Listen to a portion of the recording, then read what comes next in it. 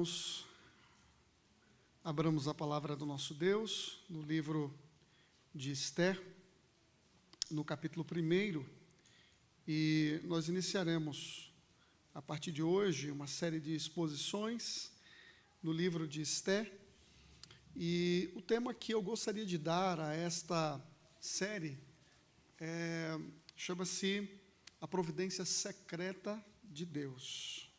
A providência secreta de Deus. Abra a sua Bíblia no primeiro capítulo deste livro. Este livro é um livro muito lindo. Acredito que todos aqui tenham conhecimento do livro de Esther. E este livro foi recentemente aqui introduzido na nossa igreja. Não me recordo se foi pelo presbítero Carlos ou pelo presbítero César, mas um dos dois, não lembro, acho que não foi eu. Um dos dois fizeram aqui o panorama de Esther, introduzindo para a igreja os detalhes, autoria, data que o livro foi escrito, propósito, e nós não vamos nos deter tanto nestas questões.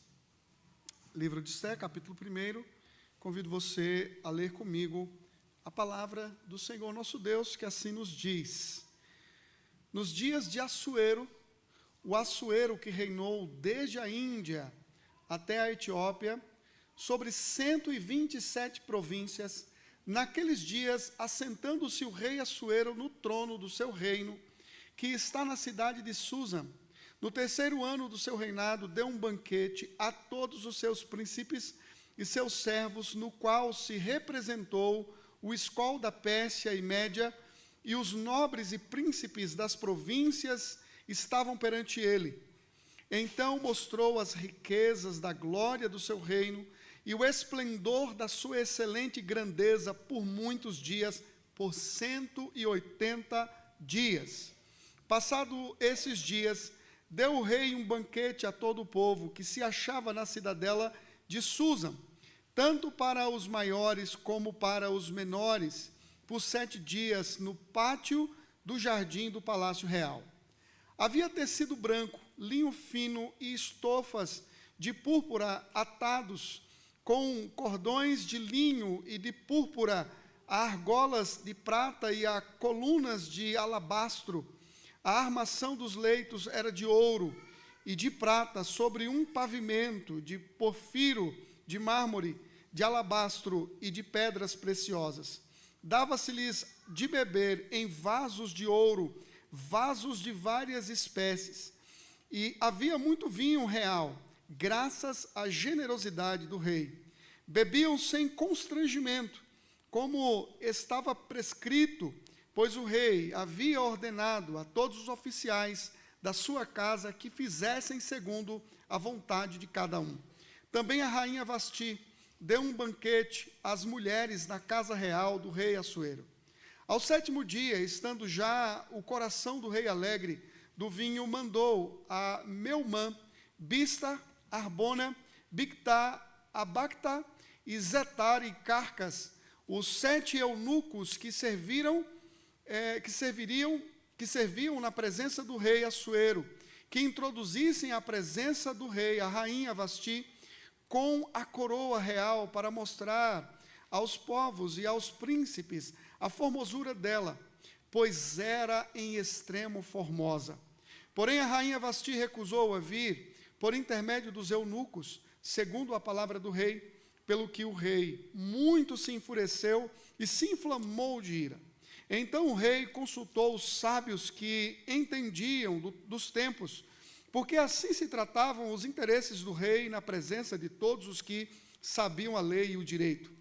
E aos mais chegados a ele eram Carcena, Setar, Admatar, Tarsis, Meres, Marcena e Memucã, os 7 príncipes dos persas e dos medos, que se avistavam pessoalmente com o rei e se assentavam como príncipes no reino, sobre o que se devia fazer segundo a lei a rainha Vasti, por não haver ela cumprido o mandado do rei Assuero por intermédio dos eunucos.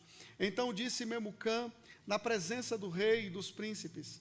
A rainha Vasti não somente ofendeu ao rei, mas também a todos os príncipes e a todos os povos que há em todas as províncias do rei Assuero.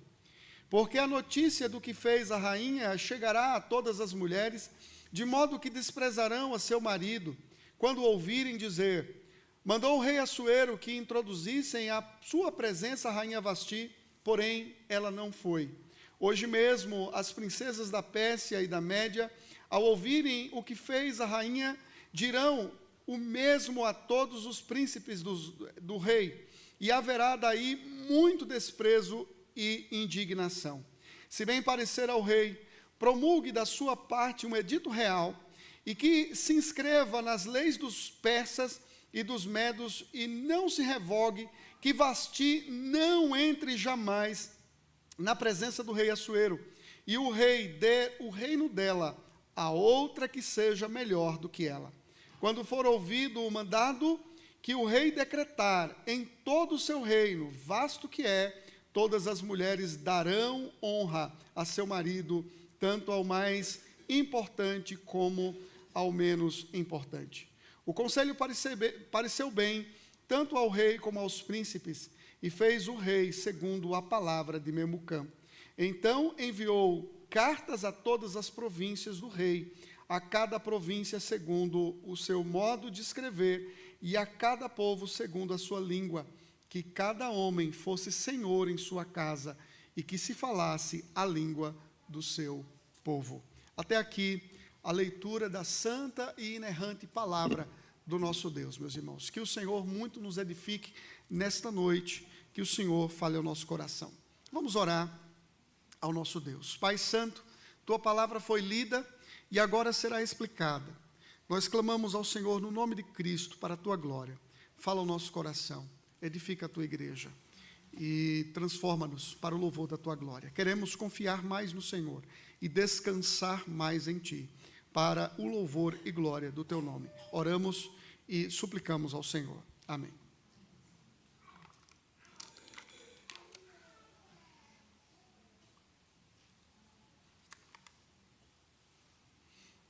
Meus irmãos, vivemos num mundo arruinado pelo pecado. A semelhança do povo de Deus no cativeiro egípcio e no cativeiro babilônico, estamos num cativeiro. Todos nós estamos num cativeiro. E o grande objetivo deste mundo é nos absorver e nos levar a assimilar os seus valores e princípios. Esse é o grande propósito do mundo, absorver você e te levar a assimilar os seus valores e os seus princípios que são contrários à palavra de Deus. Apesar disso, não são poucas as vezes nesse mundo quebrado e arruinado que nós nos sentimos como se Deus estivesse em silêncio, como se os céus estivessem cerrados para nós e Deus estivesse mudo em relação às nossas necessidades e em relação aos nossos desafios. É como se Deus estivesse em silêncio diante de todos os desafios que este mundo impõe sobre nós. E, às vezes, nós temos a sensação de que a mão de Deus está encolhida e que Deus simplesmente se esqueceu das nossas necessidades e das nossas carências. Na libertação do povo de Deus, do cativeiro egípcio, observamos o poder do Senhor com poderosa mão, punindo e manifestando toda a sua glória, punindo os egípcios e manifestando toda a sua glória ao seu povo e ao próprio povo egípcio. Nesse cenário, a ação de Deus é com raios e trovões, cheio de manifestações dramáticas que demonstram a nulidade dos deuses egípcios. Há grandes heróis como Moisés e Arão para conduzir o povo e um rastro de milagres para comprovar a presença de Deus no meio do seu povo. Então, olhamos para o cativeiro egípcio e a manifestação gloriosa de Deus e nos sentimos impactados pela forma como Deus atua. Entretanto, aqui no livro de Esté, especificamente no capítulo 1, que nós acabamos de ler, observamos Deus operar de maneira invisível e nos bastidores.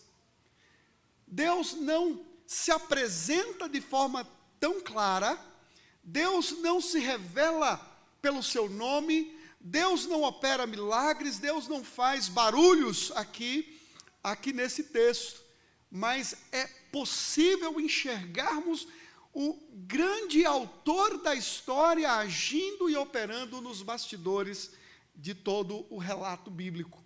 Deus, ele não faz barulhos, não temos aqui grandes heróis, não temos milagres dramáticos, nem mesmo grandes heróis, mas apenas a mão invisível de Deus agindo providencialmente e de forma comum em favor do seu povo. Deus opera na sua vida não apenas nas coisas extraordinárias, mas Deus opera na sua vida nas coisas comuns, nas coisas diárias e corriqueiras da sua realidade. Muitas vezes, quando você pensa que Deus está quieto e mudo, Deus está operando quando você nem mesmo sabe. Eu gosto muito de, às vezes, ver algumas resenhas de filmes, e especificamente filmes de super-heróis, e muitas vezes eu costumo olhar os comentários, e alguns começam então a falar, olha, este herói aqui é melhor do que aquele, é mais forte do que aquele, esse é mais sábio, e muitos falam assim, olha, o grande destaque do herói tal é exatamente quem está por trás, quem está a preparar o roteiro. O roteirista é quem dá o tom. E, de fato, Deus é o grande roteirista da nossa história.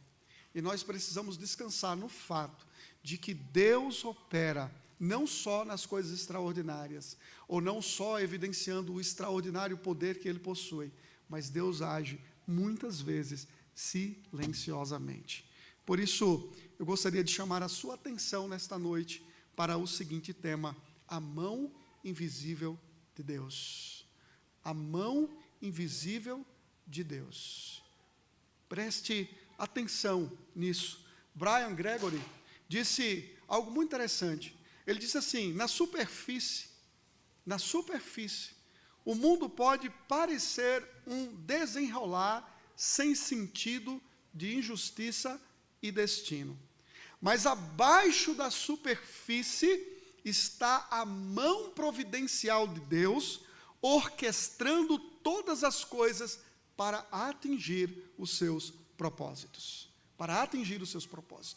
É o que nós observamos aqui nesta passagem, a mão de Deus na superfície agindo providencialmente, orquestrando todas as coisas para que o seu propósito e a preservação do seu povo seja concretizada para a sua glória e para o seu louvor.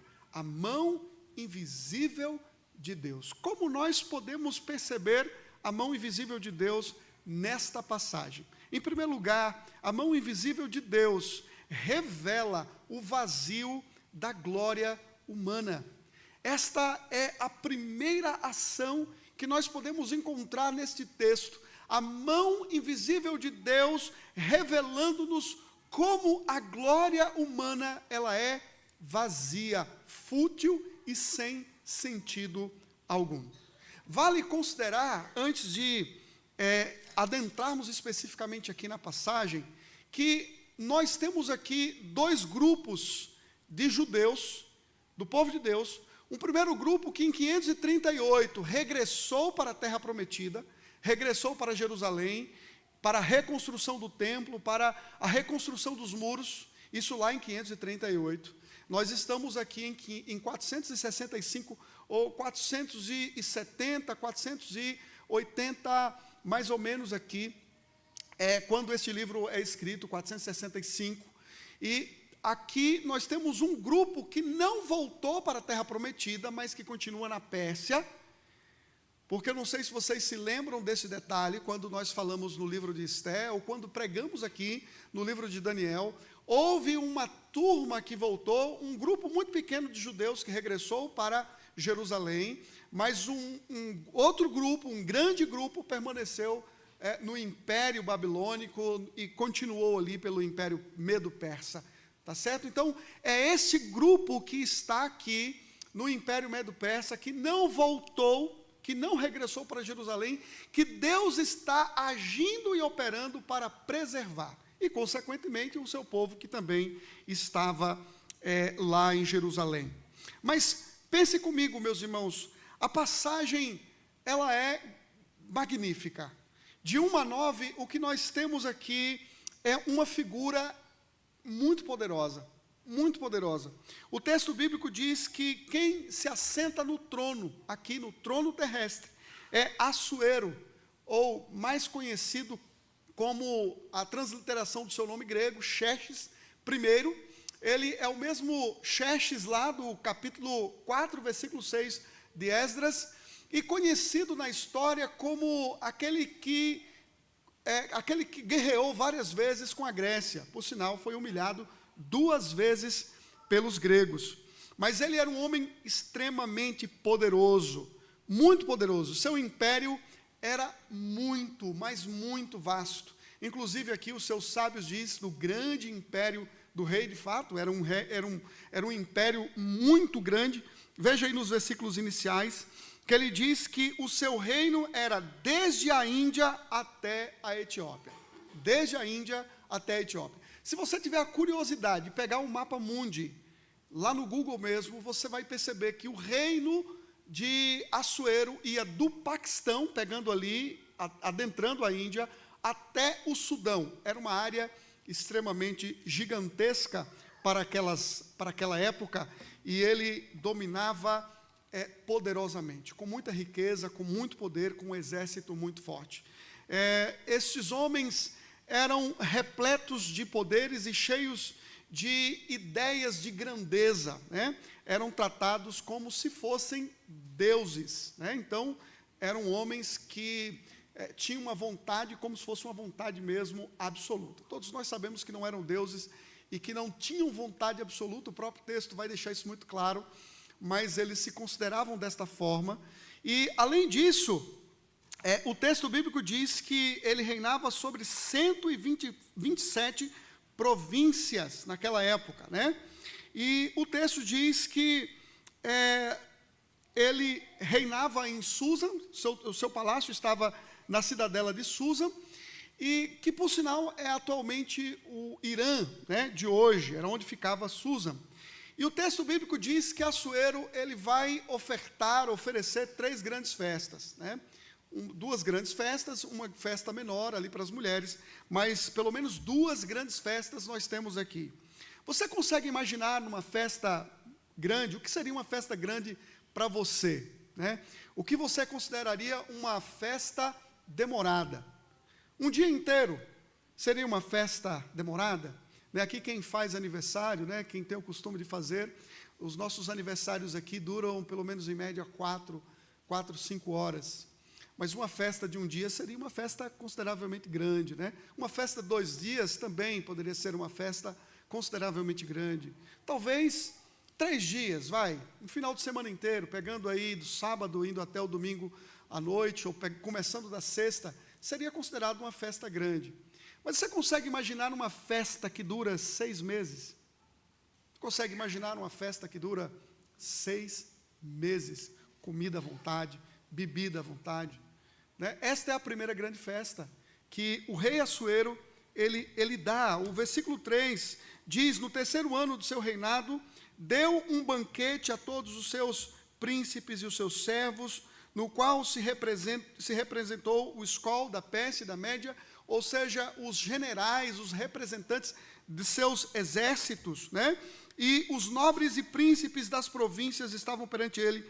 Então mostrou a riqueza da glória do seu reino e o esplendor da sua excelente grandeza por muitos dias, por 180 dias. 6 meses de pura festa e de exposição da sua glória, né? Certamente o seu palácio, certamente os seus servos conquistados, seus escravos conquistados, todo o seu poder foi exposto em 180 dias. Então não era só diversão. O texto fala também de alguém que está interessado em expor a sua grandeza, a sua glória e o seu poder. Provavelmente o contexto dessa exposição e desta festa, dessa reunião, das principais autoridades do império, visava estudar uma campanha contra a Grécia, então não era nada de graça. Havia uma motivação, havia uma intencionalidade por trás de toda essa festividade, por trás de tudo isso. Não era apenas generosidade do rei, como o texto diz, mas era também segundas intenções para que os seus propósitos e suas campanhas de guerra pudessem ser, então, levada adiante. Mas nós temos uma segunda festa aí que dura 7 dias. Você encontra isso a partir do versículo 5, que diz: passado esses dias, deu o rei um banquete a todo o povo que se achava na cidadela de Susa, tanto para os maiores como para os menores, por 7 dias no pátio do jardim. Esta foi uma segunda festa que durou 7 dias. E esta festa englobava pessoas ricas, pessoas pobres, todos que moravam em Susa puderam então desfrutar desta festividade. Mas aqui mais uma vez, o rei expõe a sua glória. Na Bíblia Linguagem de hoje, a partir do versículo 7, nós temos o seguinte: o pátio estava todo enfeitado com cortinas de algodão, brancas e azuis, amarradas com cordões de fino linho vermelho, que estavam presos por argolas de prata a colunas de mármore. O piso era feito de ladrilhos azuis, de mármore branco, de madrepérola e de pedras preciosas. Neste pátio havia sofás de ouro e de prata. Consegue imaginar que glória, que exibição de poder e de magnificência nos seus recursos? Olha que coisa interessante. Os convidados tomavam as bebidas em copos de ouro, todos eles diferentes uns dos outros. Copos de ouros, todos eles diferentes uns dos outros. Não era pouca coisa, não era um rei qualquer, mas era um rei com muita riqueza. E o texto diz: e o rei mandou que o seu vinho fosse servido à vontade. Todos podiam beber o quanto quisessem. O rei havia ordenado aos empregados do palácio que servissem a todos os hóspedes quanto vinho eles quisessem. Não apenas isso, ele estabeleceu uma lei e um decreto que as pessoas teriam a liberdade de tomar quanto vinho eles quisessem. Coisa estranha, né? Alguém promulgar uma lei que fala que as pessoas podem ter a liberdade de beber o quanto elas quisessem no seu próprio reino. É o desejo não só de revelar a sua glória humana, mas também o desejo de controlar a liberdade e a vida dos outros. Esta é a atitude do rei Assuero aqui. Uma terceira festa que nós temos é a festa da rainha Vasti, que deu um banquete às mulheres na casa real de Assuero, né? Então, vejam, 3 grandes festas, uma 180 dias, outra 7 dias e uma outra festa acontecendo na casa real, oferecida pela própria rainha Vasti. Meus irmãos, esse é o tipo de glória e poder que muitas vezes o mundo, ele revela e o próprio mundo valoriza. A pergunta é: você sente atração por esse tipo de glamour, por esse tipo de glória? Você se sente atraído, você sente inveja de tudo isso? Isso que o mundo oferece? Nós olhamos, por exemplo, para a televisão e olhamos jogadores riquíssimos com suas festas, com seus casamentos, com seus carros luxuosos, com suas mansões, com seu muito poder econômico, jogadores que por vezes ganham muito dinheiro por correr atrás de uma bola, e muitas vezes as pessoas olham para essas pessoas como se ali nós tivéssemos o sentido da vida, como se tudo isso fosse a coisa mais valiosa e mais preciosa para a alma humana. São pessoas que de fato estão procurando alegria e satisfação nestas coisas, mas não se deixe enganar. Esse tipo de alegria não é perene, Esse tipo de alegria não preenche o vazio da alma. Pelo contrário, por vezes as pessoas são felizes por fora, mas tristes por dentro. Por vezes elas revelam uma alegria intensa naquilo que elas possuem, naquilo que elas desejam, mas por dentro elas estão vazias. Não tem satisfação verdadeira, não tem esperança. Veja que nós temos uma festa que começa muito feliz, muito alegre, mas termina em frustração. Quantas pessoas começam o dia felizes, alegres, mas terminam o dia ou a semana frustradas? Frustradas talvez por causa de um acidente, frustradas talvez por conta de uma briga, frustradas talvez por conta de um desentendimento afetivo e tantas outras coisas. Olhe o noticiário e você vai ver tantas mortes por causa de bebida, por causa das drogas, por causa daquilo que as pessoas dizem curtir, que estão fazendo, curtindo a vida. Estamos curtindo a vida com bebidas e mais bebidas, com festas e mais festas, e não são poucas as vezes que vemos pessoas sendo vítimas da irresponsabilidade de muitas outras pessoas. Talvez você conheça muitas pessoas, ou algumas pessoas, que morreram por causa da irresponsabilidade de alguém que dirigia embriagado. Talvez você saiba de pessoas que foram agredidas por causa de pessoas embriagadas. Então não leve a sério este mundo, quando diz que é na glória dele, naquilo que ele pode oferecer, que você de fato terá um coração preenchido, uma vida preenchida. Não é nisso, não está nisso. Você vai perceber à luz do texto que um outro reino opera paralelo a este. Um reino que está acima de todos os reinos.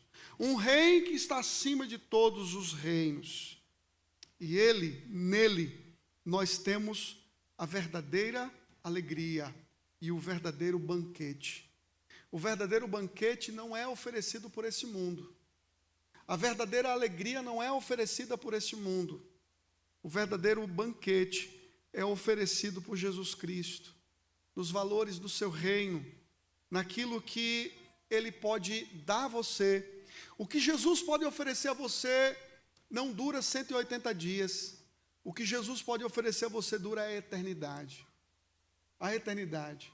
A alegria que é concedida por Cristo não é uma alegria efêmera, passageira, que dura pouco. A alegria que é oferecida por Cristo, ela percorre toda a eternidade. Não olhe para esta vida, para as coisas desta vida e sinta inveja.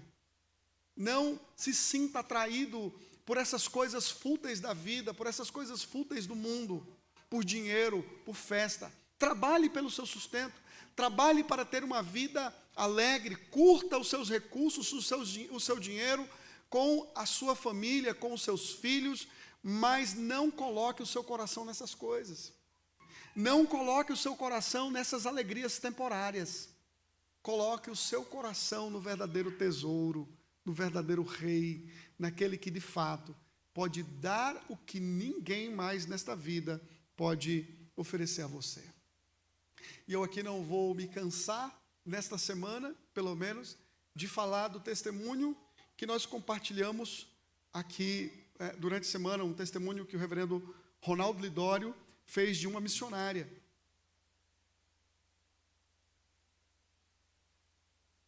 Uma mulher que tinha tudo, que poderia ser muito mais na sua pátria, mas que resolveu se entregar à causa de Cristo e somente viver para Cristo, porque entende que é em Cristo que a vida faz todo sentido, só em Cristo e nada mais. Nós não precisamos de Cristo e mais alguma coisa, nós precisamos só de Cristo, porque Ele é tudo o que temos para sermos verdadeiramente felizes. Nele está o verdadeiro banquete da vida, não na glória vazia deste mundo. A mão invisível de Deus revela-nos o vazio da glória humana. Aparentemente tudo bonito, mas é tudo muito vazio, fútil e sem sentido. A mão invisível de Deus revela-nos, em segundo lugar, a fraqueza da glória humana. Não só revela-nos o vazio e a fragilidade, mas revela-nos também a fraqueza. Quão fraco são aqueles humanos que se manifestam como se fossem deuses poderosíssimos. Não, são fracos humanos. Deus não está alheio às coisas comuns desta vida, e Deus não está alheio às tolices dos homens. Aqui nós podemos ver sua mão agindo por meio do homem mais poderoso daquela época.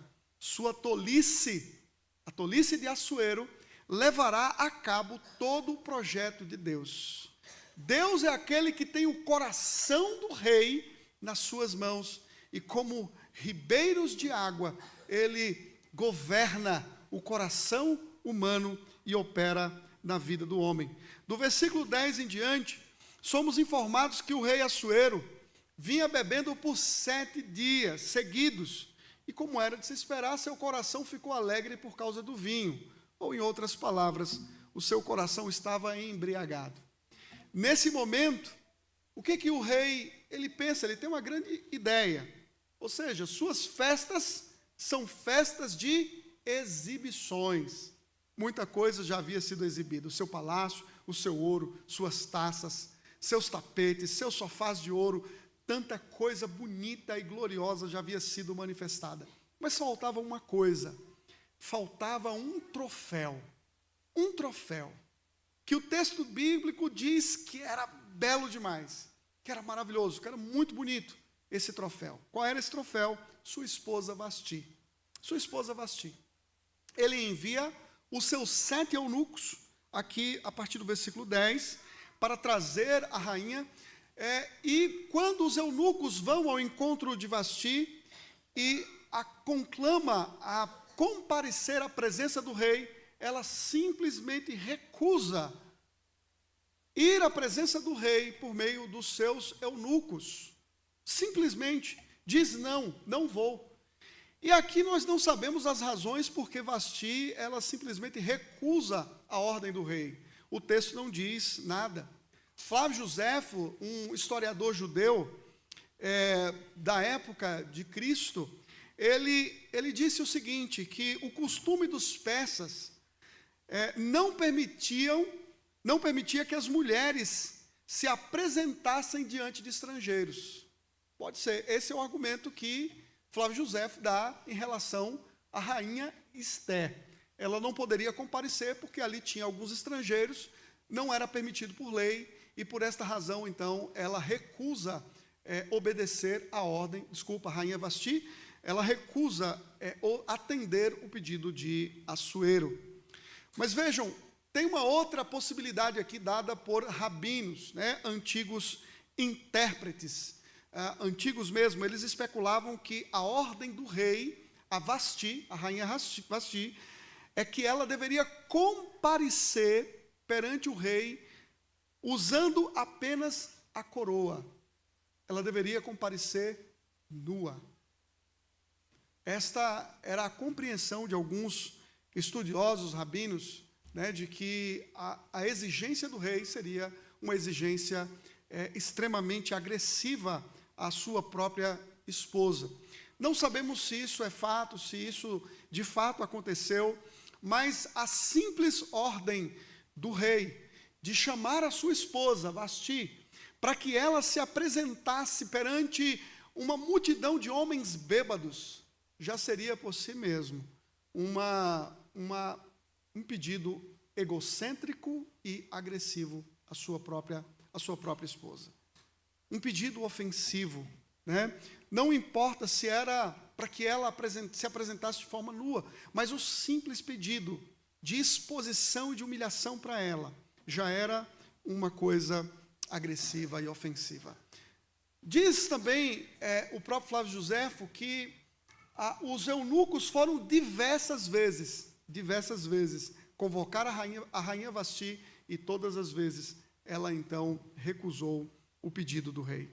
Não é interessante você encontrar aqui o homem mais poderoso do mundo sendo barrado pela resposta de uma mulher, uma simples mulher: eu não vou. Isso mostra a fragilidade deste homem, não só por ser desobedecido, mas revela também a sua fragilidade nas suas próprias leis, nas suas próprias exigências, no seu próprio egocentrismo. É isso que dá, irmãos, quando o poder absoluto é dado a homens falhos. Isso é terrível. E o homem, quando tem poder demais, de fato, nós podemos conhecer um pouco mais da vileza do seu coração. Você quer conhecer alguém de fato e de verdade? Dê poder a ele. Dê poder a ele. O poder corrompe. Por vezes as pessoas são corrompidas quando elas exercem um simples cargo, uma simples função. Elas se transformam. Elas se revelam como pessoas por vezes cruéis, insensíveis à necessidade dos outros. Não importa o que você vai sentir, não importa como você vai se sentir, o que importa é que o meu desejo, é que a minha vontade seja de fato cumprida. É isso que nós encontramos aqui em Assuero. Um homem vendido pela bebida, um homem fragilizado pela decisão da sua mulher, um homem com um coração irado, um homem vingativo que vai agora atuar com base no seu orgulho ferido. É o que você encontra a partir do versículo 13. A partir do versículo 13, o que nós temos aqui é o rei irado consultando os seus próprios sábios na presença dos seus príncipes. A festa havia acabado para Assuero, já não tem mais festa. Vamos para um lugar à parte, com os príncipes, com os conselheiros, e diz que um tal aí de Memucã, a partir do versículo 16, ele então apresenta uma proposta ao rei, né? A partir do versículo 16 ao 18, ele levanta o problema. Qual é o problema?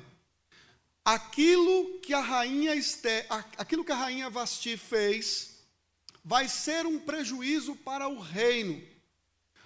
A postura de Vasti vai ser um mau exemplo para outras mulheres. Outras mulheres vão querer desobedecer aos seus próprios maridos. Qual é a proposta? Tendo em vista que Vasti recusou estar na presença do rei, então agora é preciso promulgar um edito, um decreto, que ela nunca mais se apresente diante do rei e outra mulher ocupe então o seu lugar. Esta é a proposta por parte de Memucã, que se torna agradável ao rei Assuero, aos príncipes, e então assim é feito. Agora, deixa eu fazer uma pergunta para você. Esse texto, ou este livro, nós temos vários aqui, vários editos tolos, por sinal, como este. Será mesmo que uma exigência por parte do rei, um decreto, alteraria de fato o coração das pessoas? Será mesmo que a postura de uma mulher influenciaria todas as mulheres do reino? Será que isto resolveria o problema do reino? Um decreto para que todos os homens fossem senhor na sua própria casa, como diz aí o versículo 22, no finalzinho, né? Então enviou cartas a todas as províncias do rei, a cada província segundo o rei, segundo o seu modo de escrever, e a cada povo segundo a sua língua, que cada homem fosse senhor em sua casa. Meus irmãos, isso aqui, se os editos reais não alteraram a postura do coração da rainha Vasti, não foi capaz de alterar a sua maneira de agir, quanto mais no coração das outras mulheres. Quanto mais no coração das outras mulheres. Será mesmo que um homem deveria abandonar a sua esposa simplesmente porque ela resolveu não atender os seus caprichos egocêntricos? Você acredita que um divórcio poderia acontecer hoje porque uma esposa resolveu não atender o capricho egocêntrico do seu marido, mesmo quando o seu capricho a expõe ao vexame e à vergonha? O edito real de Assuero não serviria para fazer as mulheres mais obedientes, mas certamente para expor ainda mais a sua fraqueza, porque isso seria um fuxico para todo o reino, dizendo: o homem mais poderoso do mundo falhou com a sua casa. Meus irmãos, este é o mundo real que você e eu nos encontramos. Nós nos encontramos numa realidade quebrada, num mundo em que as rédeas estão nas mãos de homens incompetentes, de homens que se acham poderosos, mas são falhos, fracos. Somos conduzidos por vezes por pessoas amorais e até mesmo por pessoas imorais. E é assim, não só no governo, mas em muitos trabalhos, em muitas casas. Quantos de vocês aqui, talvez, já não sofreram nas mãos de supervisores incompetentes, que têm sede de poder e querem apenas humilhar, querem apenas cobrar, querem apenas exigir de você e, por vezes, expor você à vergonha? Não são poucas as vezes que os lares são infestados de maridos, de homens que não têm sensibilidade com a sua esposa, que não cuidam, que não tratam como deveriam tratar daquela que a Bíblia diz que é mais frágil. Mas não apenas homens, mas também pais que não tratam e não lideram seus filhos como deveriam liderar de forma bíblica, de forma amorosa, de forma cuidadosa. Aqui nós encontramos exatamente o reflexo que é o mundo onde nós estamos. De um mundo governado por ditadores e mafiosos que dominam países e, por vezes, o próprio povo de Deus espalhado pelo mundo. Mas eu gostaria que você, diante de tudo isso, olhasse aqui para a providência sábia e maravilhosa de Deus. Eu gostaria que você olhasse para o texto e entendesse: Deus não está ausente. Deus não está alheio ao que está acontecendo. Não, pelo contrário. Deus está operando. E nós precisamos, por vezes, esperar na nossa vida, meus irmãos, o que Deus está fazendo. Não são poucas as vezes que a nossa sensação é que nós estamos sendo injustiçados, que nós estamos sendo oprimidos, de que Deus não está atuando. Nós, de fato, não encontramos nenhuma referência ao nome de Deus neste capítulo. E não encontramos nenhuma referência ao nome de Deus em todo o livro de Esther. Mas Deus é o autor principal. Deus é a personagem principal. E nós podemos perceber o Senhor atuando de forma providencial, de forma sábia, de forma poderosa. Ele não se manifesta visivelmente. Mas nós que temos a história escrita e concluída do Antigo Testamento, podemos perceber que Deus não estava inoperante. Deus estava trabalhando sabiamente, como Ele está trabalhando na sua vida. Como Ele está trabalhando na sua vida. Talvez você não consiga enxergá-lo. Às vezes, suas orações parecem que não estão sendo escutadas, que Deus não está nem aí para você, mas Deus está olhando para você com amor indizível. Deus pode estar invisível, mas Deus não está inoperante. Deus está agindo para o bem do seu próprio povo. Na passagem que nós lemos, Esther e Mordecai não aparecem ainda, mas todos os eventos estão aqui ocorrendo como Deus quer, para que o seu plano através de Mordecai, através de Esther, se cumpra de forma plena e sábia. De forma plena e sábia. Desde o banquete de Assuero, até as suas bebedeiras, até Vasti jogar fora o seu privilégio real, num gesto nobre, diga-se de passagem, bem como os conselhos tolos dos amigos aqui do rei, nós podemos ver Deus guiando providencial e poderosamente a vida do seu povo.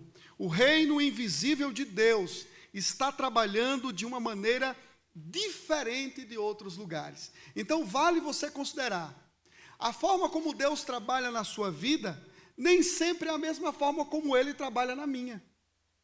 Talvez Deus operou na sua vida de forma espetacular e milagrosa, mas talvez Deus trabalhou na minha vida de forma silenciosa. Talvez na sua vida os ruídos da mão de Deus operando em você, salvando você, livrando você, te fortalecendo, foi de forma ruidosa, de forma magnífica. Mas a forma como Deus está operando na minha vida pode ser de forma extremamente silenciosa. Então não fique esperando de Deus a mesma forma que Ele trabalha na minha vida, porque Ele pode trabalhar na sua vida de forma diferente. Agora, olhe para o povo naqueles dias. Olhe para o povo judeu naquele dia. O que tem a ver para o povo uma rainha que foi dispensada? O divórcio do rei. Talvez o divórcio de Assuero com Vasti fosse uma coisa mais insignificante para o povo judeu. Mas Deus estava por trás de tudo isso, da tolice de Assuero, da rejeição de Vasti, do conselho de Memucã, do decreto do rei. Deus estava preparando todo o cenário para salvar o seu povo, para livrar o seu povo. Talvez as coisas comuns que estão acontecendo para você, talvez não tenha sentido algum, mas o seu Deus tem a sua história escrita nas mãos dele. O seu Deus conhece cada detalhe da sua vida. Você precisa confiar nele. Você precisa descansar nesse Deus poderoso. Você precisa compreender que Deus, Ele não abandona você, mesmo quando você imagina que Ele te rejeitou. E que Ele está fazendo vista grossa para a sua dor e para o seu sofrimento. Deus não rejeitou você. Deus não desamparou você. Mas Ele está trabalhando para o seu bem, para a sua alegria e para a sua plena felicidade nele. Agora, eu quero que você preste atenção em algo aqui muito interessante e muito precioso para a nossa alma. Deus, semelhantemente, a vida deste rei, Assuero, Deus é um soberano que está sentado no seu trono, que governa sobre o universo. Deus tem poder absoluto. Deus, Ele decreta todas as coisas e, semelhantemente, Deus pune aqueles que não se submetem ao seu decreto. Rejeitar o decreto de Deus é cair nas mãos de um Deus irado. Mas as semelhanças, elas param por aqui. Porque a lei de Deus, diferentemente da lei de Assuero, a lei de Deus é benéfica para homens e mulheres, grandes e pequenos.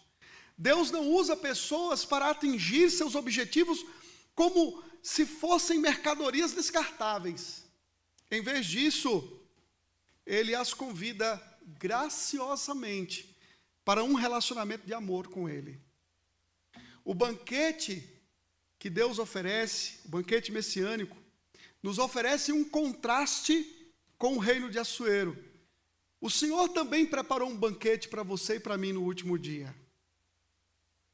Entretanto, quando Jesus nos convida para esse banquete, como sua esposa, Ele não nos convida para nos expor. Ele não nos convida para expor a nossa miséria. Quando Jesus Cristo convidou você para o banquete, Ele não te colocou para ser envergonhado ou envergonhada. Ele não está te colocando ao vexame. Deixa eu falar uma coisa para você. Presta atenção nisso aqui. Deus, em tempo algum, em Cristo, jogou você ao vexame. Mas Deus entregou o seu Filho para ser humilhado no seu lugar.